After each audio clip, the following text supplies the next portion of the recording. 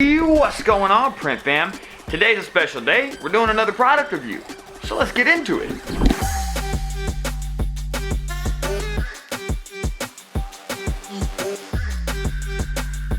I already unboxed it like a few vlogs ago, so unfortunately I threw the box away, so I can't re-unbox it. The tank is out, and I'm just gonna talk briefly about some of the things I've done or some of the modifications I've done just to make it a little better. One of the biggest pain in the asses of them is actually draining them or changing the fluid out.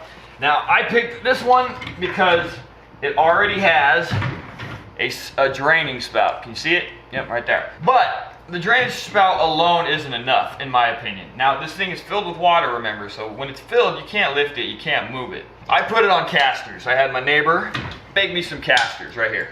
We've had a dip tank for a little while. You can see it behind me. But that dip tank is actually for like manual size screens, the 20 by 24s or whatever they are. 20 by 24, I think. It's for smaller, it's for the manual size screens. Somehow we've managed to be able to stuff 2 automatic size screens in there, but it's not ideal, so it was just time to upgrade. So I grabbed myself a larger dip tank. Apparently this one will hold 3 screens at the same time. Much better. But I gotta get all the fluid out of this one, and it doesn't have a drain spout. Yay. Gonna suck donkey butt. Gotta resort to this.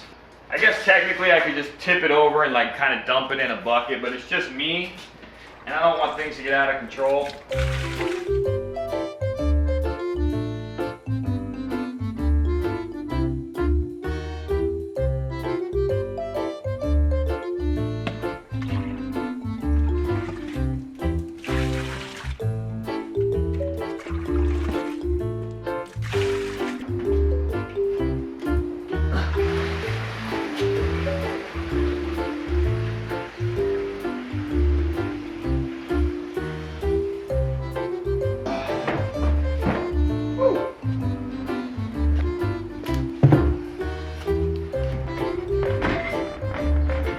And yes, I'm gonna mop there. I'm just testing fitment right now because, overall, it's not a bad deal. This is a kit. Comes with the wash booth and the dip and strip solution. Let's open it up and see what we're dealing with here. You know what? While I'm unboxing this, let's start filling up our EnviroLine dip and strip tank from Chemical Consultants.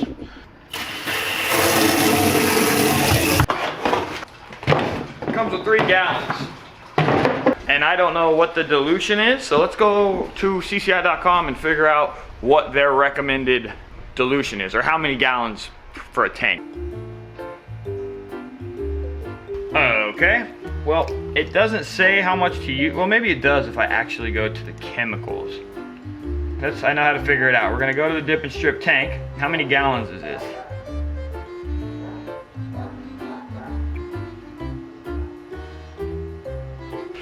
Apparently you add all 3 gallons to the tank. I put all 6 screens in here so that I know the actual volume take up as I'm filling it with water.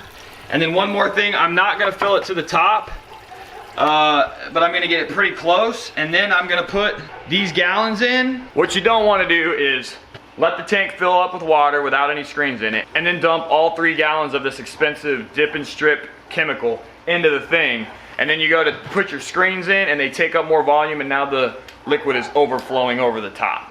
I love this bar, dude. This is such a nice feature. Boop. Holds them down. We used to resort to having a can here and sitting out on the side. Now that we don't need that, this is out of the way. A little bit closer now, a little bit closer now, a little bit closer now, yeah. For the first time in a long time, I'm excited about the shop. You know, when it came to growing and just thinking about putting in more equipment and all that kind of stuff, there was just more fear and like anxiety, whereas now I'm excited because I'm working on our process. I'm focusing in each stage of the shop first, and then I think once we have those lined out and like really locked down, then we can start worrying about acquiring more clients because our system is airtight. And then once we get the clients, then we can move on to only when we need it, bringing in more equipment, more help, more employees. But right now it's about maximizing Jesse, getting him to his maximum potential, getting myself to my maximum potential. And I gotta tell you, we both got a long ways to go. Okay, phone's ringing, gotta stop my video. And then they hung up. Shooting videos and trying to do things around the shops, pain in the ass. But we get it done, right? I know this is hard to see, but the water's about right here. So I feel like that's a good spot to dump the chemicals in. Now you'll notice that even just from dumping those chemicals into the water, it started sudsing up. What you absolutely don't want to do is dump the chemicals in first and then start filling it with water, because then you're just going to have a bucket full of suds and they'll never go down. Now I'm going to start filling it up again. Uh-oh. Jesse just got here. See him way over there.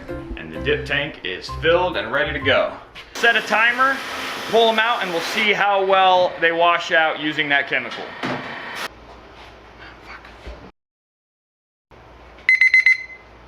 Okay, hang on.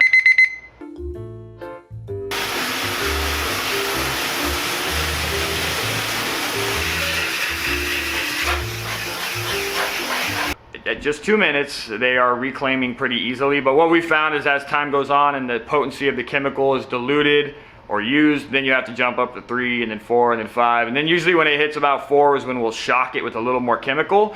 I'm hoping that we don't have to do it with this. So watch what Jesse does. He's gonna pop them out, but he's not gonna let them sit in there.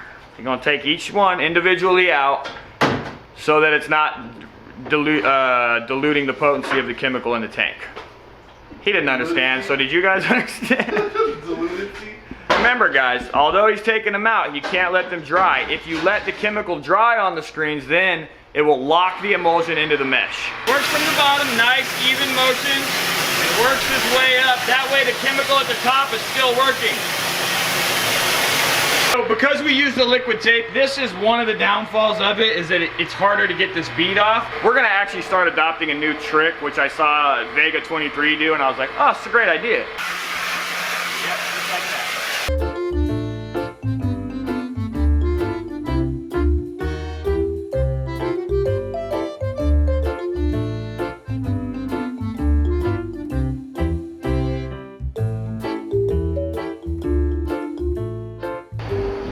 So the game plan is you do your coat like usual, but then once you're done coating, you take some form of a scraper and you're gonna scrape the bead away from the edges to make reclaiming easier. Hey the van. Hey, give that van a job.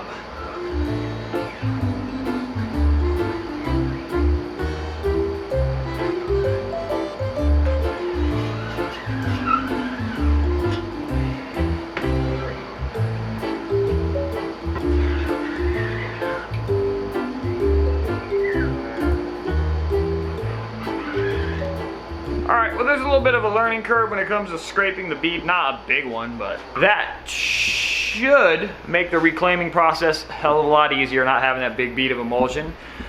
What else is it? We just gotta get used to it. It's a new process. I feel like that pretty much wraps our review of the EnviroLine Dip and Strip by CCI. So far so good. We do have a few more elements to add to the system, but it sure as hell is nice being able to put 6 screens in at once, if need be. Thanks for watching, Print Fam. If you have any questions, any comments, or any tips, leave them in the comments. Other than that, y'all know what you gotta do. Take care of yourselves, Print Fam. Hey, peace out.